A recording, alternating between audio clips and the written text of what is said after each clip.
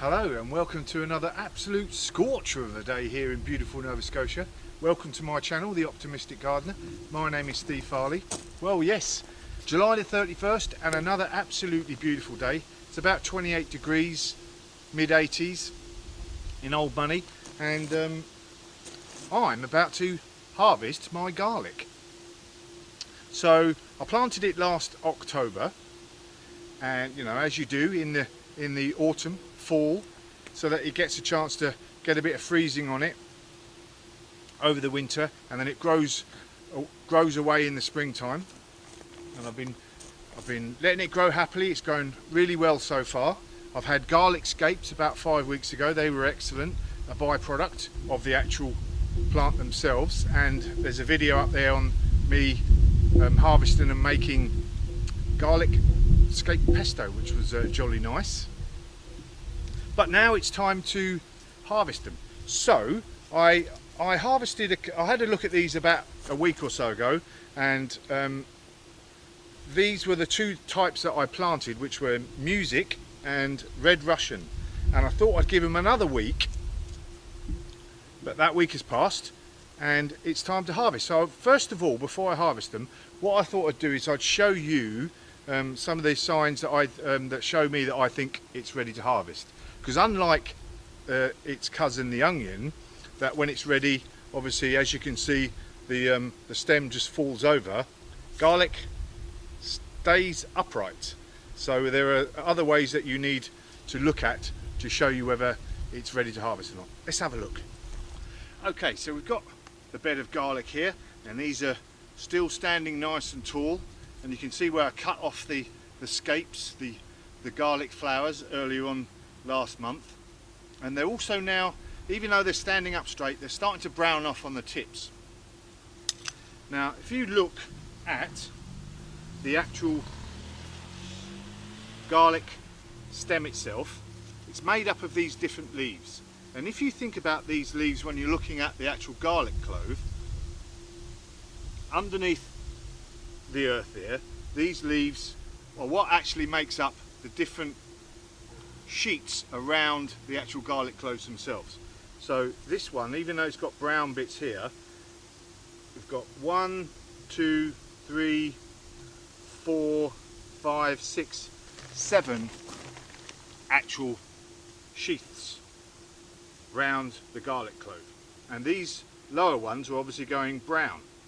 And what we want to do, one of the things we know or makes us know the garlic is ready to actually harvest, is about around 50-60% of these sheaths have started to go brown or browned off, and they're definitely going brown around the tips here. I could leave it a bit longer, but at the end of the day it's starting to die off, so you know, let's get it out and start to dry it off. So what we're going to do is, I could use a fork, but I'm going to use this actual weeding sort of trowel that I have here to start to get these out. So you want to give it a nice wide berth, as you do with onions, etc. Get it nice and wide. We don't want to damage the sheath around the actual garlic cloves themselves, because we want to use that when we're storing them. So let's have a little look. I might have to get my fork out actually.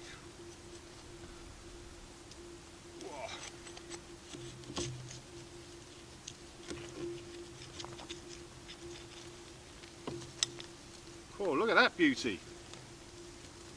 That is a nice one. You see that?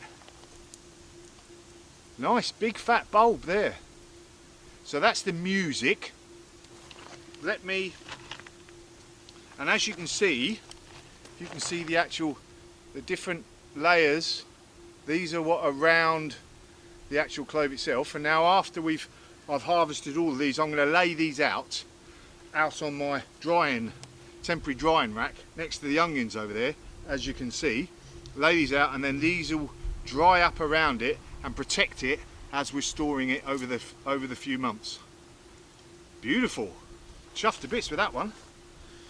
Let's have a look at this Red Russian.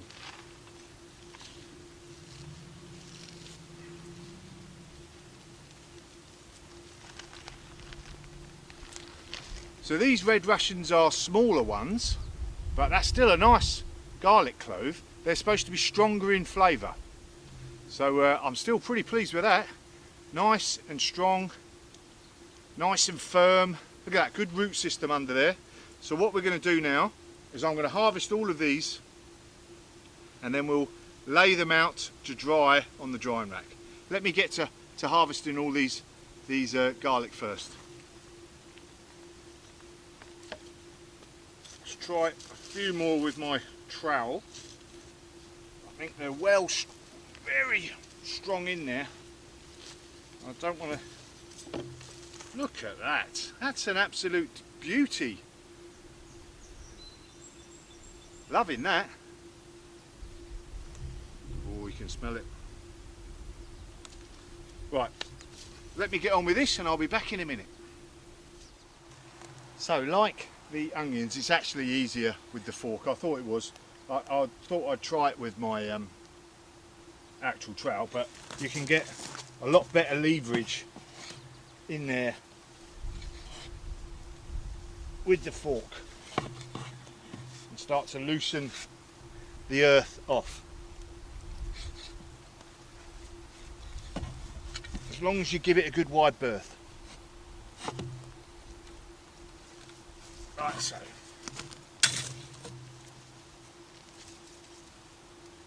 she's a beauty. Hello and welcome back. Oh, excuse me squinting, the sun is right in my face at the moment. Hopefully you can see all my face. Check this bounty out. An absolute veritable bounty treasure trove of good sized garlic. Look at these ones. Look, this music has performed the best. Absolutely superb. They're all, I mean, that's one of the biggest ones, but they're all pretty good sizes. So that's about the sort of smallest I've got, which is obviously a lot smaller, but most of them are a good medium size. And there's 50 music and just about 50 of the Russian, the red Russian, which aren't as big, you know, compared to the size of the music ones. But even so, these are supposed to be a bit stronger. But that is a cracking haul. If you look at the photograph I'm putting up now, or the picture of what I started with, that is going to last me all the way through to next year. I don't think I'm going to have to buy any garlic now for the whole year if I store them properly. So absolutely chuffed to bits with that lot. Really, really good haul, especially this music. Now, talking about storing properly, the first part of that process is to dry them out. So why don't we get over to the Optimistic Gardener's technical drying station, otherwise known as that bit of trellis underneath my eaves there, and see what we're going to do about drying them out. Hello and welcome back. Do you know, I've just realised there's a dirty, great, scary wasp creating a nest up in the eaves up there, so I'm going to have to sort that out after this. But for now, to the drying of the garlic. So we can eat our garlic now, but I've got 100 plus bulbs, haven't I? So I'm not going to eat that many in the next few days, and if I do, it's going to be pretty buffalo breath time, that's for sure. But you know, I'm going to be using this and storing it over the next few months, over the next year really, I think. So what I want to do is get it in a condition that I can store it, so we're drying it out.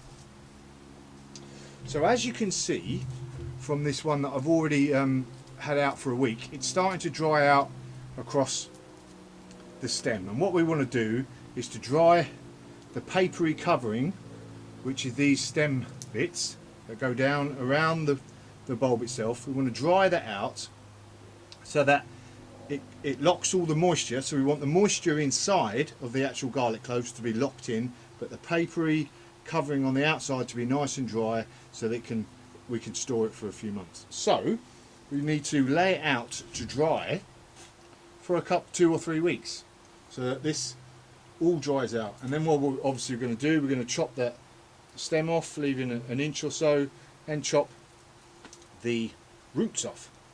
So like I did with my onions, or actually I've got a couple of different ways I'm going to dry this, so stay to the end Don't think this is just the only way I'm going to do it. Got a nice Gucci way at the end here. So, but like the onions that I'm drying here already, a lot of this music garlic I'm going to dry on my rack here. So all I've literally got is a trellis. It could be some sort of fencing laid out anywhere that air can get all around the actual garlic bulb so it can dry evenly. So I'm just going to lay this lot out.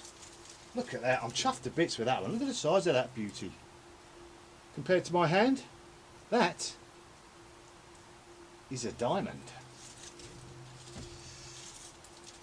I do like garlic as well. You know, near enough everything I cook has garlic in it. Although my friend from India, Rakesh, cautions me on cooking with too much garlic, because obviously it has a very powerful flavour. But we like powerful flavours. Okay, so literally all I'm going to do is lay these out in one layer so that they're not on top of each other, and then I'll come back and I'll show you what's behind you is my other Gucci way if you haven't got lots of room to be able to lay it out. I don't know whether that's a wasp. I don't know whether that's a wasp or a hornet. It's got big dangly legs and it looks particularly scary. We never used to have all those scary things in the UK. Not as many anyway. It's a proper scary. Up there, I'm going to have to get it later. But there we go, all laid out. Ship shape and Bristol fashion, nice and neat. Like I said, couple of weeks now. That'll all dry out. I'm just about to build a storing